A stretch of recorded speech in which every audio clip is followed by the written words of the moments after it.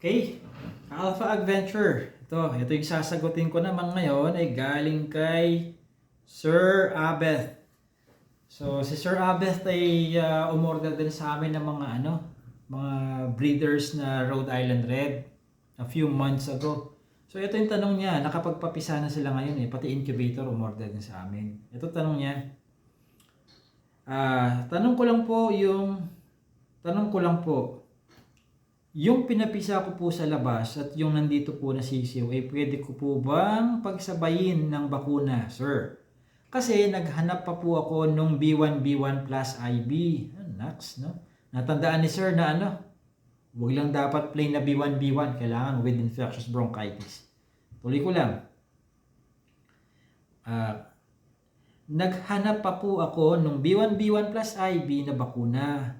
Kakabili ko lang po ngayong araw na to. Sa May 22 pa, ang kuha ko nung mga galing sa labas na pinapisa ko.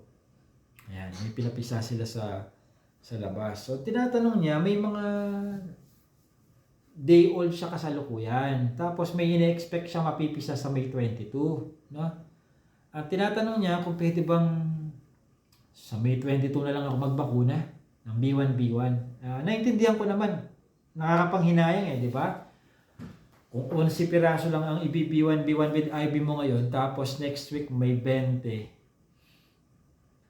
Sa 11 patak, yung isang vial ng B1 with IB, mukhang hindi natinag mukhang hindi nabawasan yun mukhang hindi naalog Kasi pang 1,000 patak yun 1,000 manok, sisiw, 11 lang.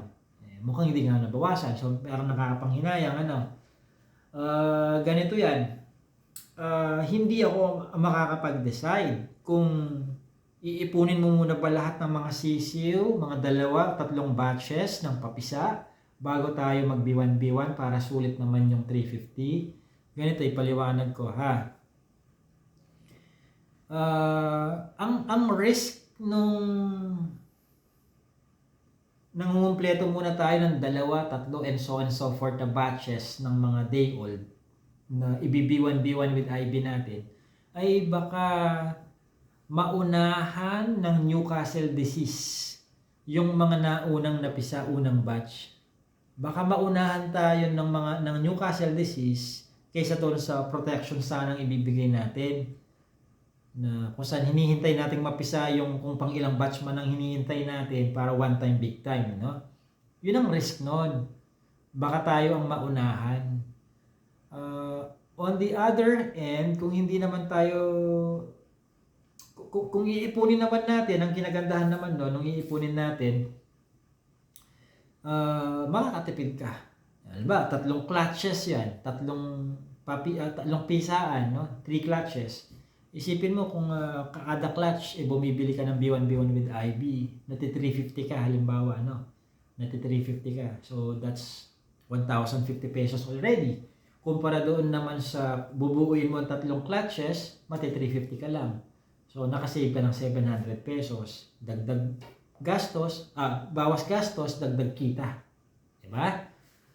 Pero yun, kahit alin sa dalawa ang piliin mo, may disadvantage at advantage din. No? So, ikaw na lang nun bahala, Sir Abeth, ang mag-decide kung per clutch ba ang pagbabakuna mo or ipunin mo muna yung clutch o ipunin mo muna yung 2-3 clutches, no?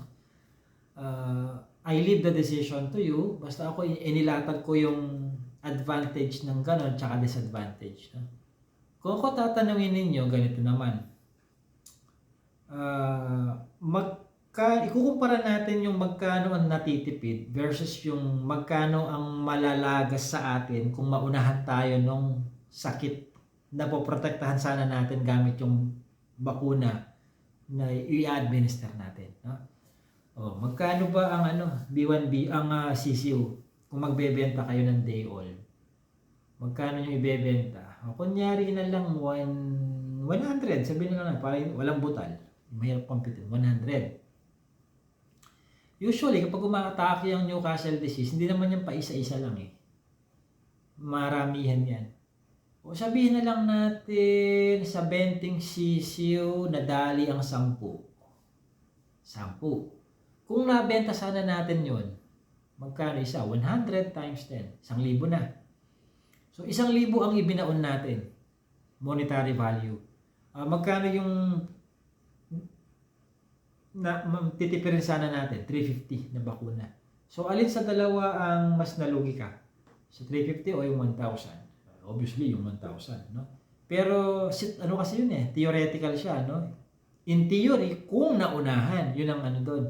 Usual nating iniisip, paano kung hindi maunahan? Paano kung hindi nauna ang virus doon sa vaccine, no? Parehong possibility yan Kung maunahan, kung hindi ka maunahan ng sakit. Paano kung doon sa naunahan ka ng sakit? Yun ang ano doon. Ang decision dyan walang pinagkaiba yung sitwasyon na kukuha ka ba ng life insurance o hindi, no? Kasi iniisip natin,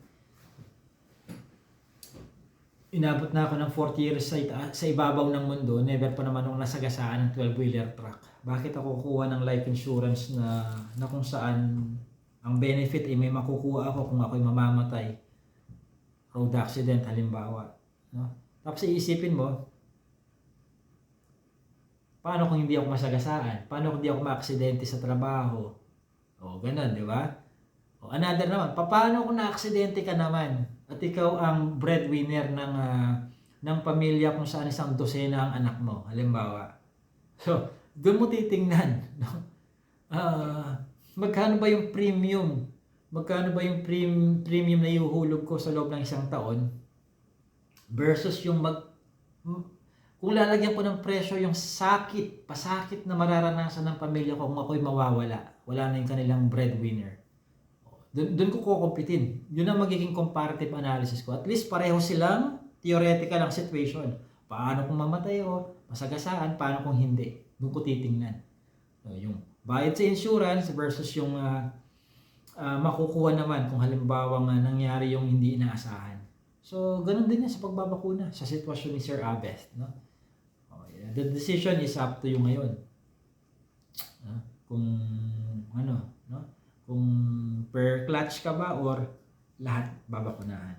Now, bilang pangwakas dun sa mga hindi umaattend ng seminar ko, parang bonus ko na lang na tip sa inyo, bakit with IB ang nire-recommend ko? Samantalang meron namang plain lang na B1B1, mas mura pa.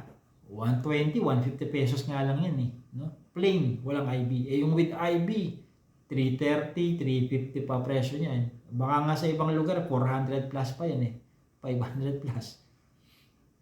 Kasi, yung Newcastle disease, yung B1B1, plus yung Lasota, plus etong infectious bronchitis, itong IB na to.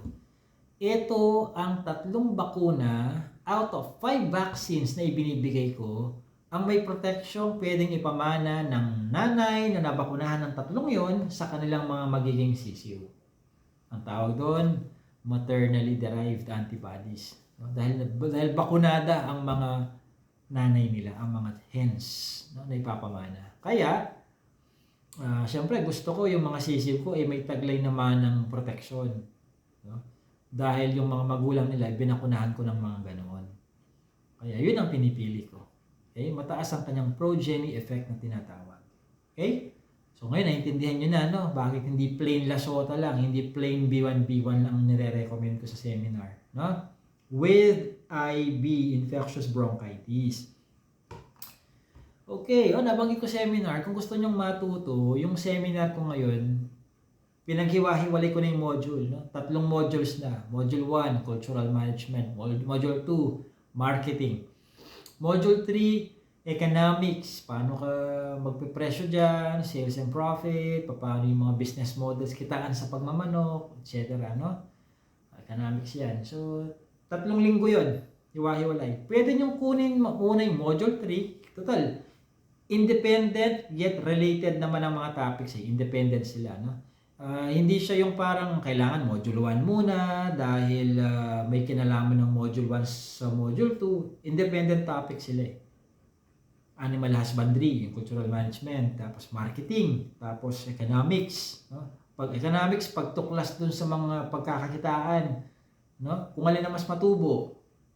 Fertilized eggs ba? Day old, week old, month old, layers na, etc. etc. No? Pwede rin isang module o dalawa lang ang kunin nyo. Kung ayaw nyo ng module 2, di huwag nyo bilhin yun. Kung ayaw nyo ng module 3, module 1 and 2 lang. Di module 1 and 2 lang ang bilhin ninyo. Kung gusto nyo ng 3 modules, may discount pa yun. Nakalagay naman natin sa website no? Magkano ang presyo kada module, magkano yung 3 as a bundle with discount. Nandiyan na sa description yung link, click na lang ninyo ha. Okay? Salamat. Okay, this has been JC De Guzman of Alpha Adventure, your source of science-based, experience-driven, and technology-oriented tips on livestock and poultry farming.